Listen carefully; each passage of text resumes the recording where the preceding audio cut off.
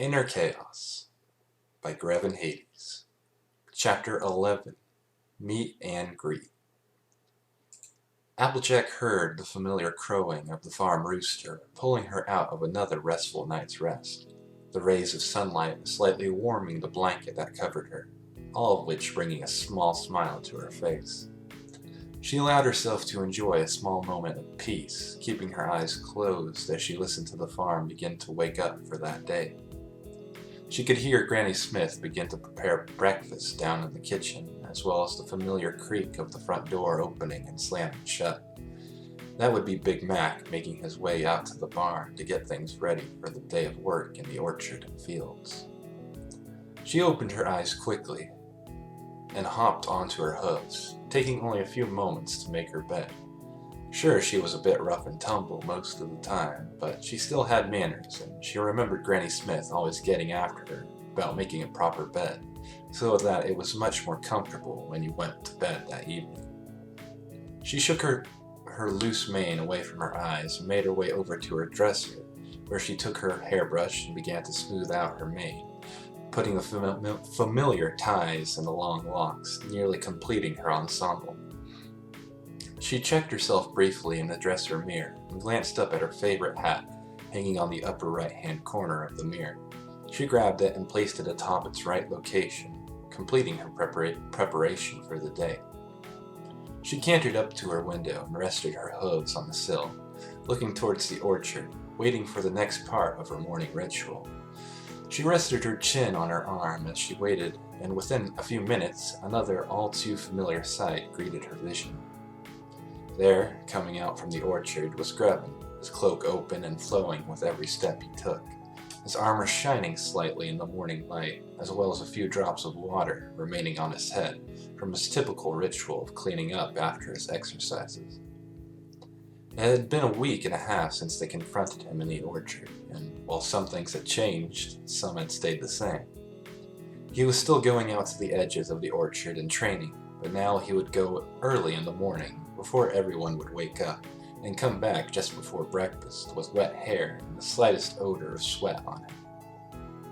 He would always go out with his armor and weapons, but then put them away while working out in the fields.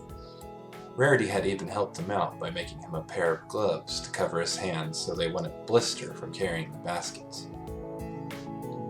He had even opened up to the point that he felt so comfortable around the entire Apple family that he would keep his hood down and face exposed. Initially, he was worried about how Applebloom would take to seeing his face, but much to his surprise, and only his, she had accepted him without so much as the bat of an eye. In fact, she had tried to convince him to walk her to school from time to time, most likely so she could show him off to her classmates and possibly intimidate some of the bullies there too. However, no matter how much she begged him, he would always politely say no, telling her that the ponies would need a little bit more time to get used to him even being around. She would usually pout for a few moments until he would catch her off guard and tickle her sides a bit until she cried uncle. Then all was forgotten, until the next time. Applejack felt her smile grow and her eyes soften as she thought about how good he was with her.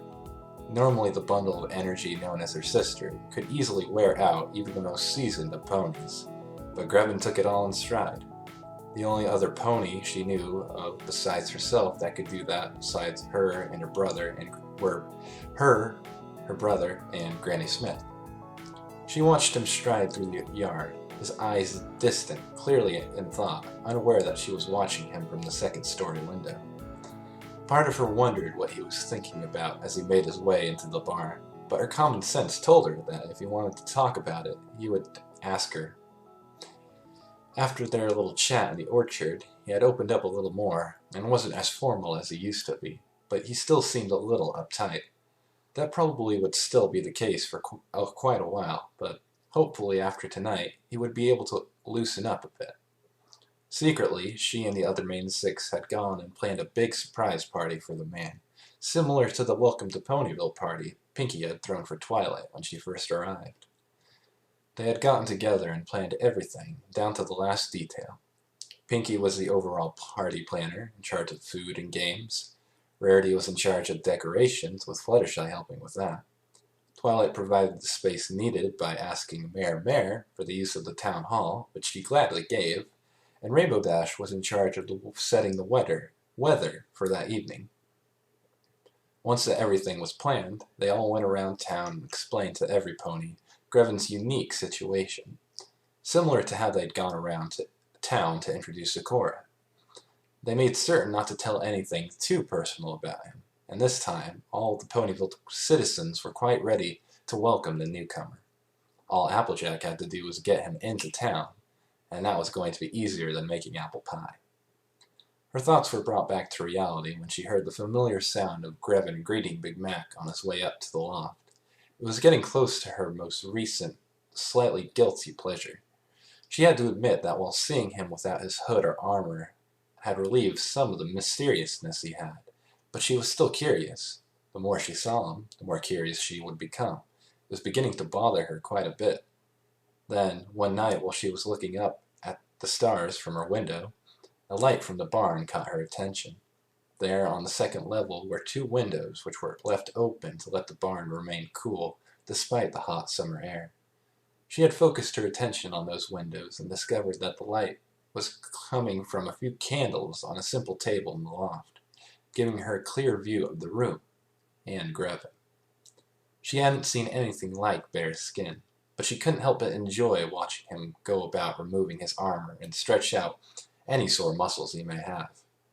Yes, it wasn't the most decent thing to do, but it wasn't as though she was watching him in the bath, just doing a little observation that didn't hurt any pony. But besides, she was curious. She shook her head away from her thoughts once again, and she focused her attention to the windows, smiling as she once again caught a glimpse of Grevin walking into the loft and beginning to remove his gauntlets, shin guards, chest plate, and then finally his swords and cloak, setting them all on the floor in a nice organized pile. She leaned forward a bit as he began to stretch his arms over his head, then bending down to touch his toes for a moment, pulling his back muscles tight and then relaxing once more, a satisfied smile forming over his features. Applejack couldn't help but grin at that sight, only to be jarred back to reality once more, this time by Granny Smith calling up to her from the kitchen. "Applejack, quit your lollygagging and come get some grub. There's work to do." Applejack tried to force a blush from her face as she pulled back from the window and made her way to the door. "Coming, Granny Smith." She glanced back over her shoulder a bit, worried that Grevin had heard that conversation, but thankfully he was still going about his daily routine. Her green eyes brightened as she focused her mind on the day's work, and the fun they would have later that evening at the party. She settled herself down at the kitchen table and began to dig into a bowl of oatmeal set before her by Granny Smith, just as Grevin opened the front door and walked into the room. "Good morning. I hope you all had a restful sleep. It looks like it's going to be a beautiful day today. Perfect for working out in the orchard and the fields." He sat down in an open seat and began to dig into another bowl of oatmeal placed in front of him before he could say another word. Applejack pushed her now empty bowl to the center of the table and took a quick drink of apple juice before looking over at Grevin and lightly clearing her throat. "So, Grevin, what are you going to be doing today?" He swallowed his current bite of food and gave a small smile. "Well, as far as I know, we'll be harvesting more from the orchard, and if Big Mac needs a hand with the other crops, I'll do my best to help there as well." She nodded, resting her front hooves in front of her on the table. "Sounds like a mighty busy day, but—" She paused mid-sentence, looking away, a small frown forming on her face. "Nah, never mind." He quietly finished his bowl of oatmeal before sitting back to get a better look at her. "What? What is it?" She looked over at him and kept her eyes downcast ever so slightly, making her appear to be timid about something, a nice little trick she picked up from Fluttershy. "Well, I was going to be moving several barrels of special cider from our cellar and delivering them to Ponyville Town Hall, but they are pretty heavy and I could use a hand carrying them all." He leaned forward in his chair, placing his fingers together in his lap, a slight frown on his face. "AJ, I would have no problem helping you move them, but if it means going into town, well, I'm not certain that the townfolk could handle seeing me. The last thing I want to do is give some little fool nightmares for the next week and a half." She smiled, her eyes twinkling now. "Well, shoot, that's no problem. By the time we finish all our chores, it'll be dark out. And if you wear your cloak, then you'll blend in right in, no problem. Besides, you're so good at sneaking around, I bet no pony will even notice you. They won't need the cider till tomorrow, so it'll work out fine." She watched his face intently, looking for any sign of an answer. He closed his eyes, giving it some thought, leaving the kitchen in silence for several moments before giving a simple, curt nod. "All right, but only if we leave after sunset, and we hurry. I don't want to take too much risk." She grinned. "That's more than fair. Thank you kindly." He nodded as he rose to his feet and made his way to the door. "You're welcome. I need to get out there and help your brother before he thinks I'm slacking off. I'll see you this evening." With that, he was gone and walking out to the orchard for the day. Applejack smirked as she relaxed into her seat. He had bought it, so now it was just a matter of time till he got to meet every pony. Granny Smith eased her way down into her own seat and lightly poked Applejack's shoulder with a smirk of her own on her lips. "Got him hook, line, and sinker, huh?" Applejack could only grin and nod at her, ever knowing and wise grandparent. "Yep, but I think it's about time he got to meet every pony." Granny nodded as she sipped on some tea. "So, how long till you tell him?" Applejack paused, a small lump forming in her throat. Tell him what, Granny?" She simply smiled and took another sip of her tea, her eyebrows raising a few times, a hint of humor shining in her eyes. Applejack blushed and looked away from her elder and began to move towards the door, her eyes darting quickly back and forth, looking for some sort of way out of the conversation. "I don't rightly know what you're hinting at there, Granny, but I need to head out and get to the apple stand and earn us some bits." With that, she galloped out the door without another word. Granny Smith chuckled as she shook her head as she watched the door slam shut behind her grandchild. Fillies these days." Several hours later, Applejack stood outside the barn next to a small cart, waiting for Grebin, who had just returned from his work in the fields and was getting his cloak on. She tapped her foot impatiently as she waited, but after a few moments, he joined her and took a single glance at the cart next to her. "So we need to load this thing up, right?" She nodded. "Yes, sir. Follow me and I'll show you the Apple family cider cellar." With that, she led him around the back of the barn into a set of aged cellar doors set into the ground. She opened them up, revealing a small set of stairs going deep into the earth.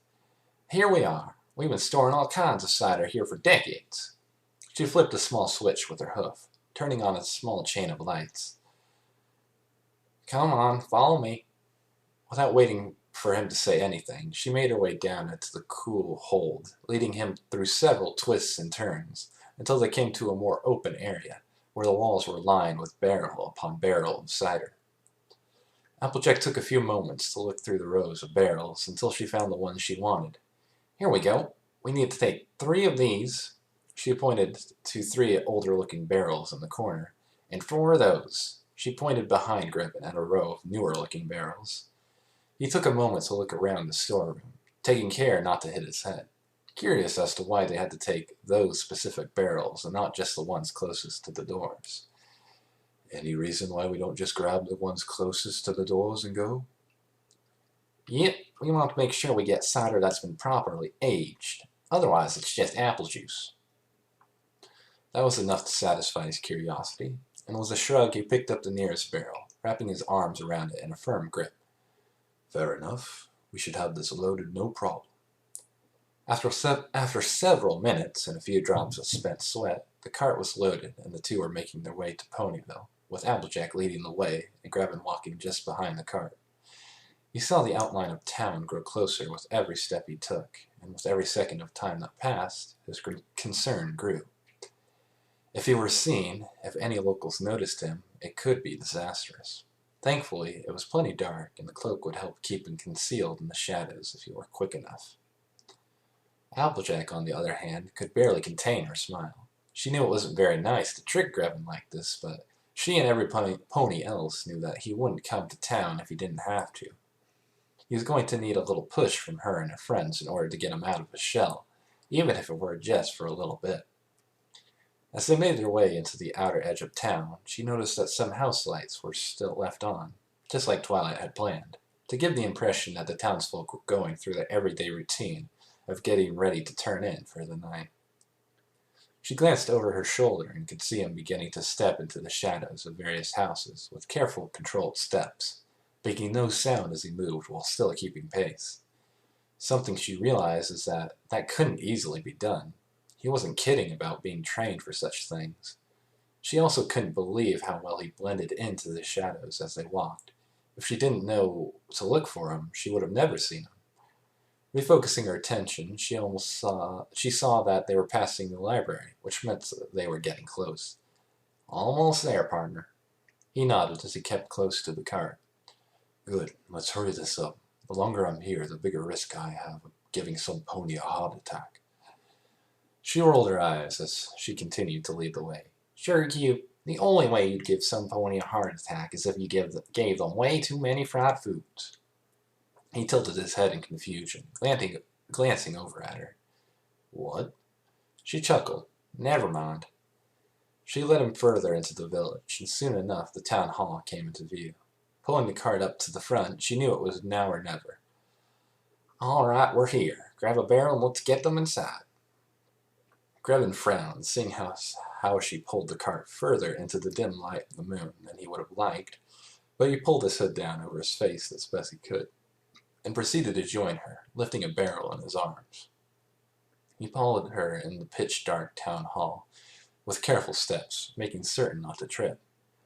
Awfully dark in here, isn't it? How can you see where you are going? He heard her call back from deeper within the dark chamber. Oh, I've been here lots of times. Almost got the place memorized, even. Come on, we're almost there. He continued his careful steps, trying to follow her voice while his mind began to wander a bit. The town was unusually quiet for this time of night.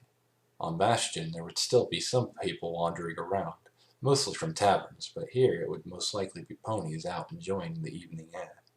Truth be told, he hadn't seen a single pony besides Applejack all the way into town. He honestly expected to see at least Twilight at the town library, but no, nothing. It was desolate. He shook his head, reminding himself to focus on walking. He couldn't see a thing, so he had to be careful of his foot placement, lest he trip and fall. He had no idea how Applejack was doing it. She would have to memorize the entire floor plan to avoid tripping in this dark. He was having a hard time with it. Are we almost there, Applejack? He heard her chuckle. Yeah, we're here. He frowned, hearing her sudden change in tone. It sounded mirthful, like she knew something. Then it hit him. It was dark. Too dark.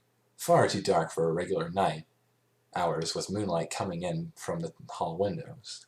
It was almost like there was a spell cast on the building itself. Oh, son of a...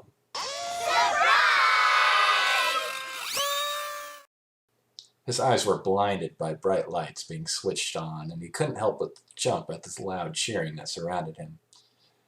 As his eyes adjusted, he found himself surrounded by what appeared to be countless ponies, all of whom were smiling with bright, shimmering eyes. He saw Applejack standing several feet ahead of him, resting her hooves on the barrel she had been pushing. Twilight was next to her, a small glow fading from her horn. So she was the one who put the shadow spell. Next to her stood Fluttershy, Rainbow Dash, and Rarity, all of who were grinning ear to ear, and finally the pink party pony known as Pinkie Pie was next to the wall, her hoof still on a freshly flicked light switch. He felt a wave of nervousness wash over him. In a corner he could see Nurse Redheart, who had patched him up when he had first arrived in Ponyville, and there was even Big Macintosh just a few feet to his right. But there were so many others. He knew that ponies here were a fairly accepting lot, but these new ones, they could be the exception. He had to get away before more damage was done. Now. Very slowly, he set the barrel down, and as he rose back up, he shifted his weight to his back leg. sliding it back ever so slightly, hoping they wouldn't notice. They did. Pinkie Pie was behind him in a flash, gently pushing him further into the room, a manic grin still plastered on her face. "Where are you going, silly? This is your party." He tried to hold his footing, but somehow the pink party machine was able to move him forward with little effort. "I don't think this is a good idea." Twilight stepped forward and shook her head, her mane shifting slightly down her neck. "Nonsense, just relax. We've got everything taken care of, Grevin." He frowned as his fear grew. "One look at my face and they'll run. I'm surprised they aren't running right now." He spoke in a harsh whisper, his eyes still darting around, his mind still working out possible ways of escape. Applejack shook her head as she walked up to him and placed a hoof on his hand. He felt the familiar tingle of her hoof taking a hold of his palm, trying to relax him. "Relax, Sugar Cube. We've spoken to every pony and told them about how you helped save my sister, her friends, and even how you saved Fluttershy's life." Fluttershy had a soft smile on her face as she fluttered her wings to bring herself to his eye level. "Oh yes, and after the misunderstandings with Sakura, the pony folk have really been better about meeting any pony new.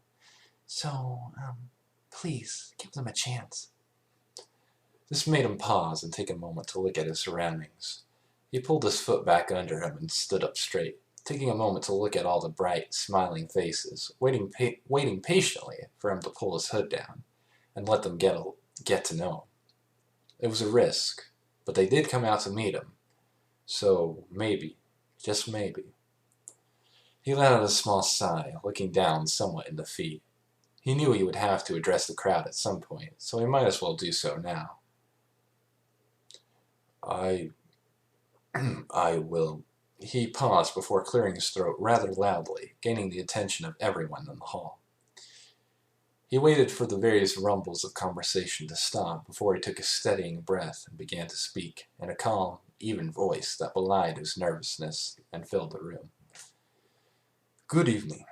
I'd like to take a moment to introduce myself. My name is Grevin Hades. I wanted to thank you for coming out to welcome me to your lovely town. I know it can be difficult to meet someone, or some pony new, especially when they look and sound different. I've been in the area for a few weeks, and I've made it a point to try and stay out of your way, because I don't wish to cause any alarm due to my appearance. At the encouragement of my newest friends, I'm going to take off my hood, so if I happen to make anyone uncomfortable, please speak up, and it'll be put on without another word. I consider myself a guest in your land, and the last thing I wish to do is upset anyone." He glanced around once more, surprised to see that instead of worried looks, he saw several ponies take small steps forward, their eager faces shining with anticipation. He took another steadying breath before raising his hands to his hood and gently gripped the fabric, pulling it back slowly. He kept his eyes closed, and after a second he felt the cool air of the room wash against his face. He paused when he heard a small intake of breath, but ignored it. Slowly, he opened his eyes once more, and much to his surprise, there was no sound at all. Once his vision had adjusted to the light, he could see that instead of looks of worry, fear, or even hate, or simply smiles to greet him, it truly threw him off balance. Where was the hatred, the anger, the fear? He looked down to Twilight, his face showing his doubt. Have they gone blind? She just laughed and shook her head once more, before smiling brightly at him. Of course not. They already know that just because someone looks different, that doesn't mean they're evil or full of ill will. Well, not every pony in Ponyville learned that lesson. Many of us did. He nodded, finally understanding what she was saying, what the whole group had been saying. This place was vastly different from Bastion.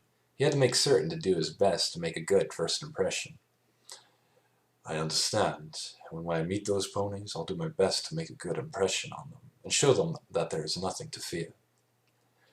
A tan-colored mare with a gray mane stepped forward and cleared her throat, drawing the attention of the two as well as the rest of the room. She adjusted the glasses on her face and gave Grevin a polite smile before addressing the room. Now that we have that all taken care of, As mayor of Ponyville, I want to welcome our new resident, Mr. Hades. Pinkie Pie suddenly slammed into the mare from the side, knocking her off balance and into the crowd with a small yelp. She grinned and shouted as she rose up on her hind legs. All right, every pony, let's get this party started. We have one of our great local musicians here to perform for us. She pointed to a table set up across the room, with large speakers and a turntable on it. Behind it stood a white unicorn pony whose mane had been cut rather punkish, with 2 shades of blue. She wore a pair of shaded goggles and had a set of eighth notes for a cutie mark. I present to you Vinyl Scratch, or as you probably know her, DJ Pone 3. The ponies waved at the crowd, as the crowd cheered, and then the lights dimmed a bit, followed by a loud bass thudding through the room, nearly knocking some ponies onto the ground. Then what came next can only be described as a wave of music flowing through the room with vibrant lights flashing all over the place. Grevin had never seen anything like this, and to say the least, he was floored. The initial wave of bass that sounded at first seemed to rattle his very teeth. He wasn't given much time to take it all in before a line of ponies all came up to greet him, effectively surrounding him and cutting him off from Twilight and Applejack and the others. One was a dark pink earth pony with a white and pink mane as well as 3 flowers as her cutie mark. She gave a polite smile as she looked up at him with bright green eyes. Hello, Mr. Hades. My name is Cheerly. I'm the teacher down at the schoolhouse, and I want to meet the one that little Applebird can't stop talking about. He felt his cheeks redden slightly at the attention. Well, I do hope I'm not causing her to become distracted from her schoolwork. Cheerly laughed and shook her head. Not at all. That little filly and her 2 friends are just full of all sorts of energy. I really wanted to say thank you for saving them that day you first arrived. You see, when I first began to teach, there was an accident with a young colt at one of our lakes. He passed away. Seeing a student buried was one of the hardest things I've ever had to do as a teacher. And thanks to you, I didn't have to see 3 more follow that route. So, thank you so much for what you did. She stepped forward and placed her arm around his middle, giving a slight hug before stepping back. Grevin blinked, caught off guard momentarily, before smiling softly and nodding. If I can do anything to prevent the loss of precious life, I will do what I can. It was nice to meet you, Miss Cheerily. And please, just call me Grevin. She nodded as she moved away and was soon replaced by another pony. A unicorn. This one had a light mint green coat with a similarly light green and white mane. Her cutie mark was a stringed lyre, and she had soft golden eyes. For several moments she stood there, staring at him, her eyes darting over his form, glancing at his hands, feet, head, hands, arms, face, hands, again and again and again. It made him feel very uncomfortable. Before anything else could be said, another pony came forward and pulled the other one back, saying some sort of apology and something about an obsession with the hands. Shrugging that small encounter off, Grevin turned with a small smile to the next pony waiting to meet him. Applejack stood next to Twilight across the room from where Grevin was being mobbed, both holding mugs of cider and both smirking at how he was squirming under the attention he was being given. They looked at one another before laughing and lightly tapping their mugs together and taking a drink. Twilight quickly pulled her mug away from her lips as a few quick coughs escaped her lips, her eyes squeezing shut for a moment. Wow, Applejack, this cider has a bit of a bite to it, don't you think? The orange mare smirked and gave a curt nod before taking another drink. Sure as shoot it does, Twilight. It's some of the Apple family's special reserve that's aged a bit longer than regular cider, so it has some alcohol in it. Be careful though, Twilight. This stuff will sneak up on you once you get used to it. Twilight smiled and took another drink. It does grow on you. I'll be careful, Applejack. I may be a bit bookish, but I know how to handle my drinks.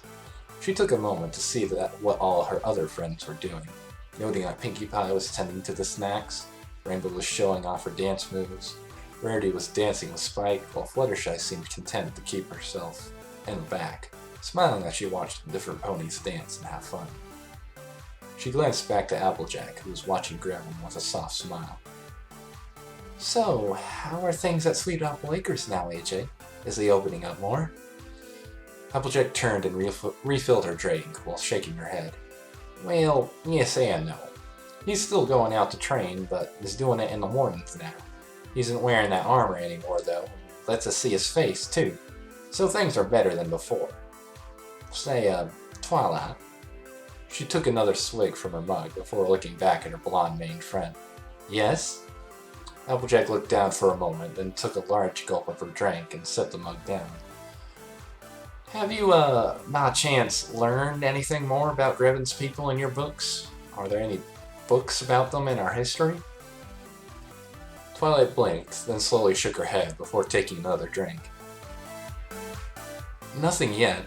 All we know is that was what we find in myths, and it's impossible to tell fact from fiction in those. I'm hoping to have him come to the library, so I can learn more about him. I have all sorts of questions to ask him, notes to take, measurements like his height and weight and the like. Applejack refilled her drink once more, then grabbed Twilight's and refilled it. Well, I'm awfully curious, to be honest. There isn't any pony out there quite like him. She giggled a bit, looking over at Grevin, her cheeks a little red. No, come on. This stuff is stronger than I remember. An hour later, a majority of the town had gone on their separate ways, leaving a handful of ponies, including the main six, to dance and party for the rest of the evening. Grevin had finally been pulled away from the crowd of ponies by Pinkie Pie after about an hour of questions, so that she could get him to try some of the sweet treats she had prepared. He now was making his way around the room, hoping to sip some cider and relax a bit. The rest of the main six had enjoyed some of the Apple family's special cider, and needless to say, some of them were feeling a bit more than relaxed. Applejack and Twilight both sat at a table, mug in hand, laughing at various stories they were telling with one another, both of whom had a few empty mugs next to them. Their manes were slightly mussed and their cheeks were red. Their inebriation was beginning to show, despite how well they held themselves. Fluttershy, while hiding it much more easily, had had a few drinks herself, and had joined Rainbow Dash and Big Macintosh out on the dance floor, while Spike and Rarity had headed out for the evening, due to Rarity heading to Canterlot in the morning for a fashion show, and Spike was going to join her and help her by running various errands and the like, which he enjoyed doing for the mare that held his heart. He had grown somewhat from the little baby dragon he once was, and now he stood at eye level with most ponies. He had even moved into the basement of the library with Twilight's permission when he decided he'd like a space of his own. Applejack smirked as she took another sip from her cider as she let her eyes watch Grevin move through the room, making his way from the crowd on the dance floor. Her eyes moving down from his face to his chest, then his abdomen, and back up to his eyes once more as he settled back against a wall near the back of the room. She nudged Twilight and darted her eyes to him, making the other mare look in that direction. Hey, Twi, look at the wallflower over there. Looks like he might be trying to go back into his shell a bit. Twilight lazily looked over at Grevin, taking some time to let her vision cast up and down his form before nodding. He needs to loosen up. Applejack chuckled as she took another sip. Question is, how is that going to happen? It was then that the lights dimmed more than they had before, and a mirrored ball lit the room, casting its light in a beautiful pattern, spinning around the room as a popular, soulful, slow song began to play over the speakers. DJ Palm3 could be heard, speaking over the music. All right, fillies and gentle colts. It's time to slow things down a bit, so grab your special some-pony or some pony you care about and get out here on the floor. Twilight's eyes brightened and her smile as an idea hit her. She quickly hopped off her chair as Applejack watched with a curious look in her eyes. I think I found a solution to that. Excuse me. Applejack's eyes widened and her ears drooped a bit as she watched her friend trot away from the table and make her way towards him. Well, I'll be. Grevin had just taken a drink of the cider he had helped deliver, only to have it cause him break out coughing. This stuff had a kick to it, kind of fitting for the family that made it. His attention was brought back to the dance floor when he heard the DJ announce a slower song, and normally he would have slid into a somewhat depressing line of thought about how he was the only one of his kind in this world. But something else caught his attention. Heading this way, with a bit of sway in her step and a look that can only be described to him as nervous eyes and a small smile, was Twilight. He quickly composed himself and gave a polite smile to her as she stepped up to meet him, her eyes shimmering in the dim light. "Hello, Twilight. Can I help you with something?" She grinned and nodded. Yes, there is. I had a small question for you. I've noticed that you're always so polite and try to be a gentleman almost all the time. Am I right?" He nodded. I try to be polite, though I know I've failed at that from time to... She closed her eyes and raised her hoof, effectively silencing him, waiting a moment before opening her eyes once more to look at him. "Well, you haven't asked any pony to dance yet, so it wouldn't be gentlemanly to do so?" He paused, blinking in surprise before collecting himself and clearing his throat. She was trying to keep him from retreating back into a shell, and she was right to try and keep that from happening. He took a final drink from his mug and set it on the table, before holding out his hand to her. "Very well, I get the hint, Twilight. Would you care to dance?" She grinned and nodded, turning to walk with him out on the dance floor, her tail swishing back and forth slightly with each step. Once there, she took a moment to look at him, and then down at her feet, before a nervous smile came across her lips. Well, I seem to have forgotten something." She motioned to another couple next to them, and how they were dancing in front of one another, their cheeks meeting on the side, so they were dancing in a small embrace. "You're taller than I am, so that won't work." He smiled a bit and shook his head. "I think I have a solution to that. Can you reach up and put your hooves on my shoulders?" She nodded and reached up, and moments later she found his hand sliding around her in a steady yet comfortable grip. Her eyes were mere inches from his own. She didn't have long to think about it before he began to move with her to the soft, subtle beat of the song. She glanced over his face, seeing a small smile on his lips and a hint of enjoyment in his eyes. And that, with the light-headed feeling inside her gave her cheeks, it caused her cheeks to redden. "Well, Miss Sparkle, will this work?" He hadn't missed a hint of red forming on her cheeks, and it was clear by the faint traces on her breath that she had been enjoying some cider. He hoped that she wasn't feeling too inebriated, or that she was doing this on some kind of drunken whim. Truth be told, he hadn't danced with anyone for a very long time, and it was a nice change of pace for him. Twilight, for her part, had turned her gaze back to his face and gave him a shy little smile. "Yes, this takes a little getting used to, but this is quite enjoyable." He accepted that and focused more of his attention on helping to keep their balance while moving to the music. "So, Twilight, do you go dancing often?" She shook her head, her mane shifting a bit in front of her eyes. "Well, I like dancing, but I'm not very good at it. The last time I danced was at my brother's wedding." This caught his attention. "I didn't know you had a brother. Is he as well educated as yourself?" She chuckled and shook her head. No, while I did learn some things from him, he's more of a soldier than a scholar. He's captain of the Royal Guard in Canterlot." "Captain of the Guard? If he is, he must be a very competent and talented warrior, not to mention a good leader. You must be very proud of him." She smiled and nodded. "I am. He's great at what he does, and he's all that and more. He was my best friend growing up." She leaned in a little closer and rested her chin on his shoulder, while closing her eyes, another wave of light-headedness from the cider washing over her. Sorry, the cider seems to be getting to me." He nodded with a small chuckle. "It's no problem. Do you wish to sit down?" He felt her tilt her head a bit, snuggling against him slightly as she took a deep breath and let out a small sigh. "No, I'll be fine." What he failed to see was the content smile on her face as she swayed to the music. Applejack, despite a small envious feeling in the back of her mind, couldn't help but laugh as Twilight hung on to Grevin through the final songs of the evening.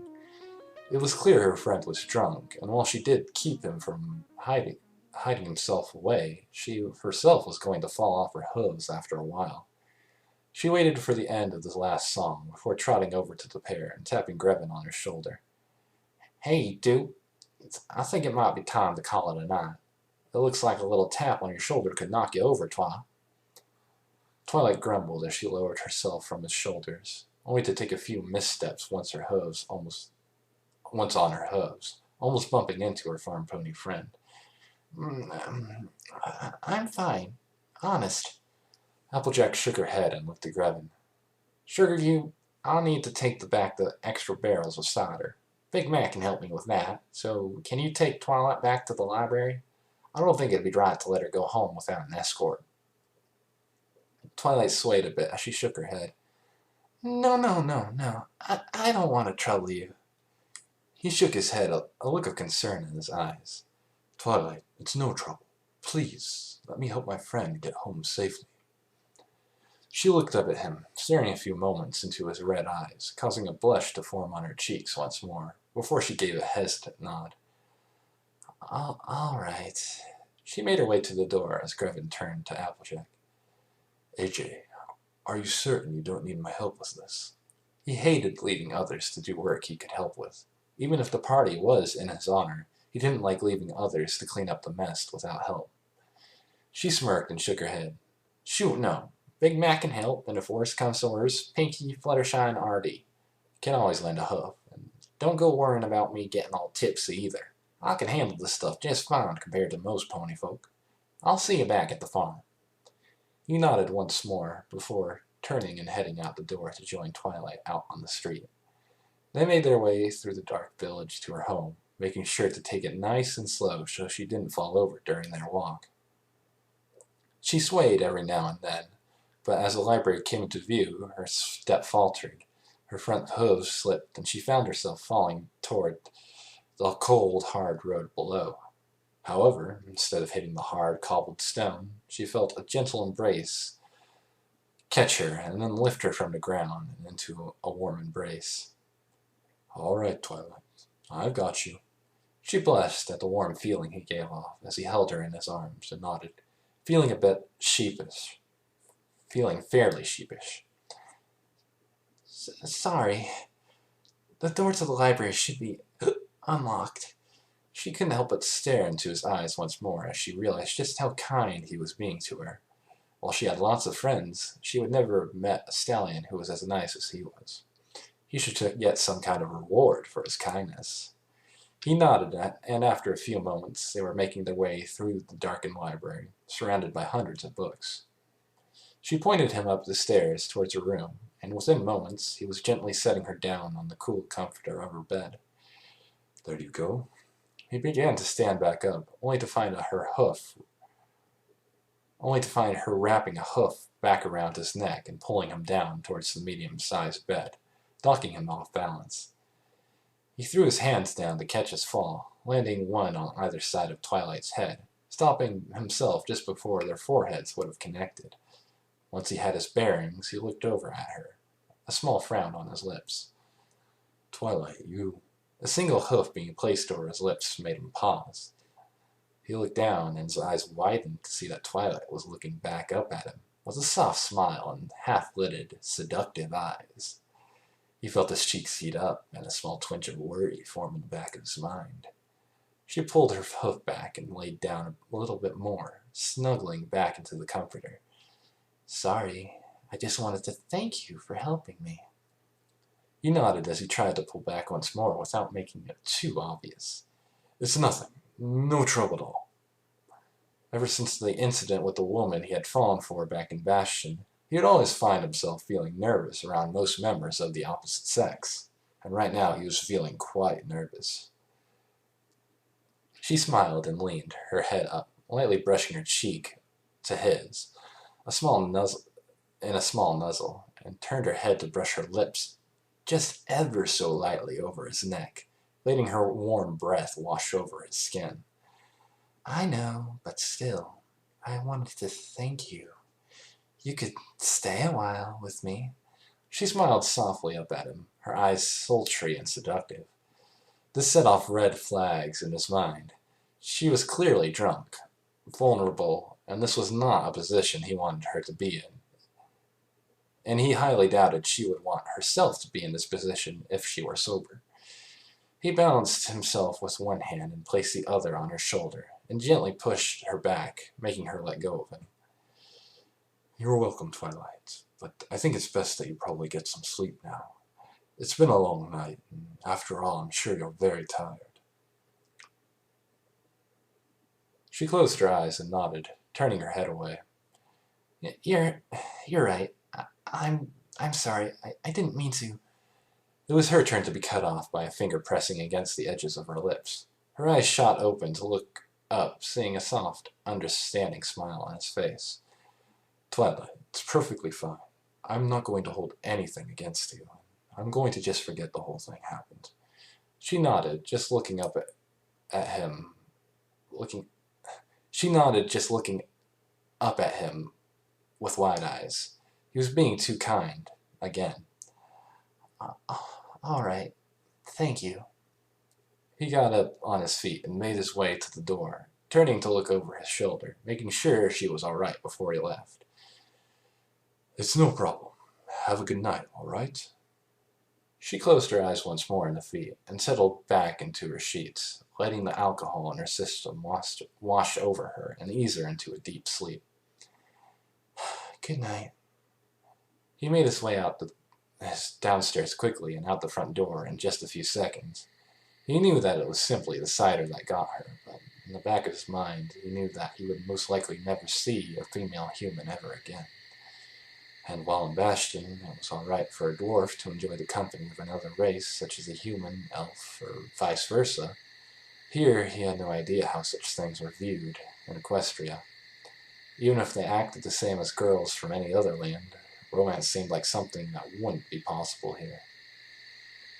He didn't wish to make any of his friends be made into outcasts, so the best thing he felt he could do was try to push any feelings he had of that nature away, and try to dissuade any others from having those sorts of feelings for him.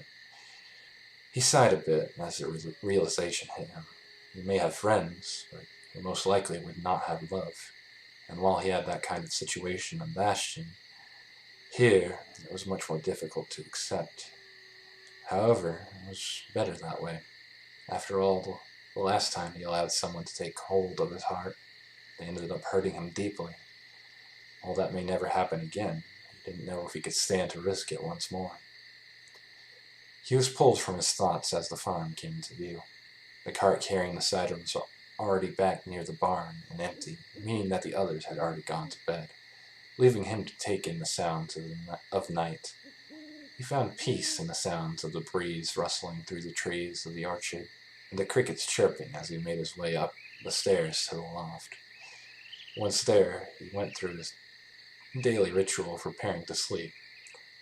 But this night, as he closed his eyes, he had no idea that his dreams would be returning to the dark place they had been taking him to before.